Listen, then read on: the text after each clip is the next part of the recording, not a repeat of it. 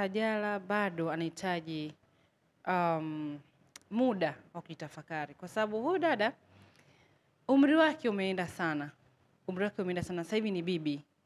Kwa hiyo sikutegemea kama atarudi nyuma kimaisha. Kurudiana na Harmonize, ambaye Harmonize anamtumia katika masuala yake ya mitandao, masuala yake ya muziki na vitu vingine, drama.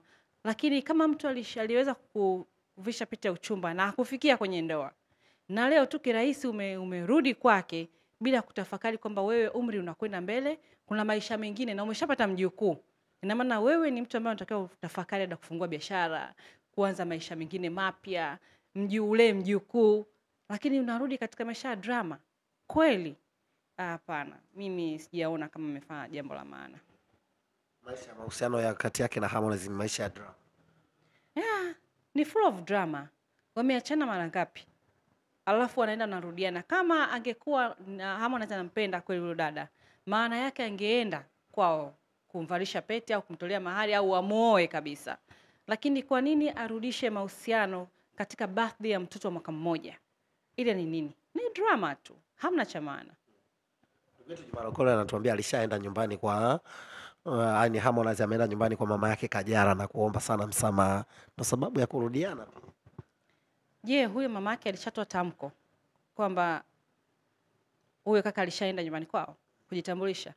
Hakuna. Sisi tulichoona wamefanya tu drama kwenye birthday ya mtoto, ambao pale kuna wazazi, kuna watoto, kuna waalikwa, then bibi unafanya vitendo kama vile ambavyo sio sawa kuvifanya. Kwa hiyo Juma mwenyewe ni mnafiki tu. Sioni kama huwa anaongea vitu vya ukweli. Anavyoongea vitu ni vya uongo. Kwa hiyo mimi siwezi kumwamini Juma. Yeah.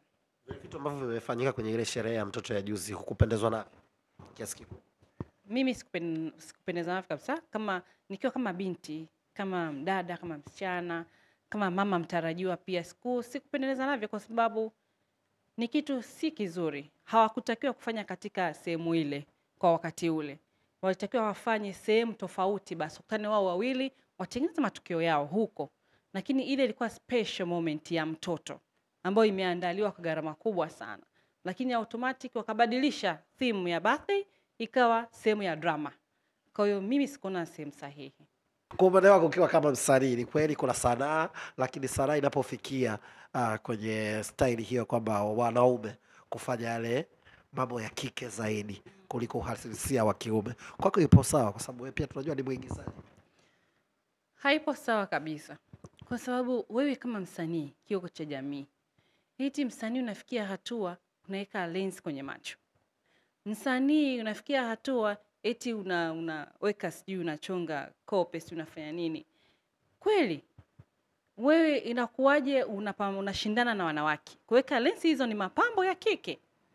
Unakuwaje unashindana na mwanamke eti wewe unataka uonekane mzuri au uonekane mrembo? Yaani inafikia hatua mpaka wasanii wakubwa, yani wale waandaaji sijui wa muziki wa nini, wanafikia hatua mpaka wanaweka rangi kwenye kucha. Yes, bora juzi hiyo pia Stukiza amepaka kucha zake rangi, lakini pia Harmonize kwenye kumbukumbu zangu pia kucha zake za miguuni alipewa amepaka rangi nyeusi. Yeah, yani sasa hivi naona kama sisi wanawake tumepata ushindani. Na maana tunapoelekea sasa hivi ni kwamba tutakuwa katika vitu vile, hata kwenye kanuni zetu ya nguo za ndani tutakuwa tunakutana na wanaume. Maana yake sasa inafikia hatua mimi naenda saluni kutengeneza kucha, tunajikuta wanaume tumepangana nao wengi sana na wenyewe wanatengeneza kucha. Kwa nini? What for?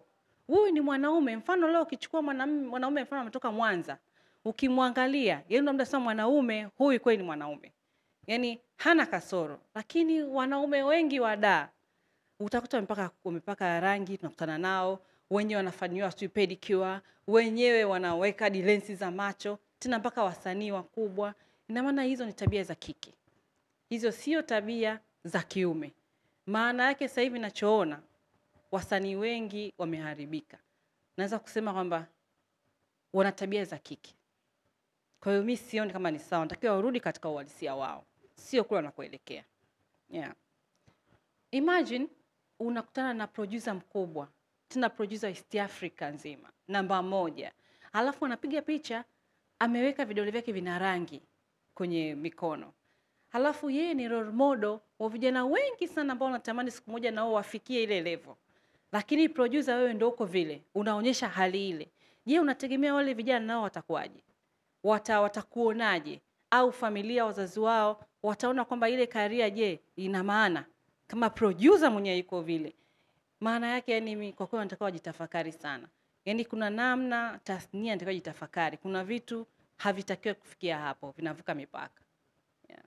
Agi pia ni msanii bwana. Naona upande wa pili wa sanaa ya uigizaji ni muda mrefu watu kuoni yuko kama umestop kidogo, lakini ukawa unaendelea na muziki. Ni kwamba kuigiza ndio umeacha kabisa?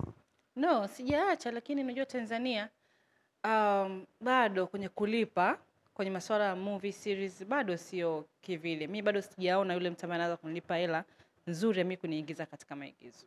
Yeah. Kwa maana umeacha kwa sababu unaona hakukulipi? Sijaacha. Lakini kitokea mtu ananilipa vizuri nitafanya. Lakini sio zile pesa zile za kawaida bwana, zile za nini. Hivyo siwezi kufanya. Yeah. Muziki pia ambao ulikuwa unaendelea nao pia hatujasikia project mpya miezi kadhaa. No, project natoa. Mwezi wa kwanza January nimetoa nyimbo.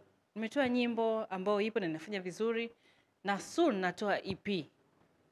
Yes, very soon. I think haina sasa siku mbili. Waendelee tu kufuatilia kwenye social media yangu. Sasa hivi tunakuja na EP. Sasa hivi tunakuja na EP. Story na nyimbo moja moja. EP album. Yeah. EP itakuwa na nyimbo ngapi? Itakuwa na nyimbo 6. Yes.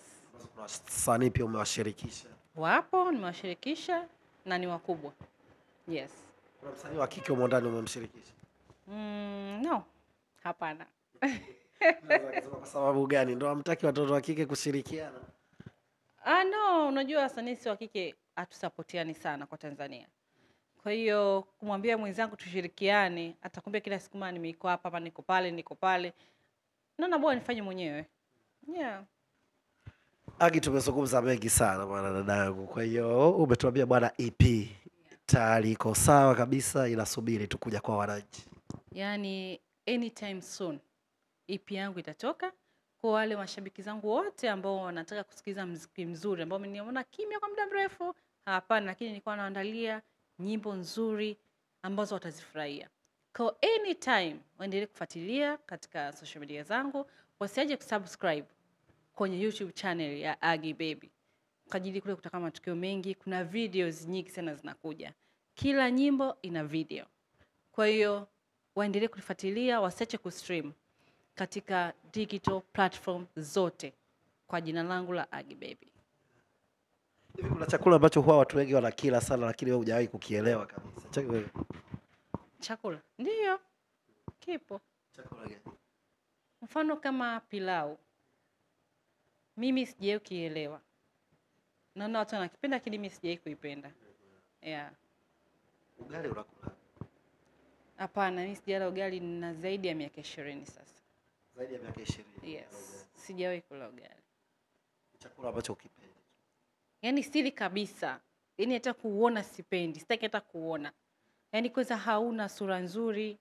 Alafu yani upo tu, yani sijui umetengenezwa Tanzania, mimi siwezi yani. Siwezi kula ugali. Kupika pia hujawahi kusonga ugali, kusonga hujui kabisa?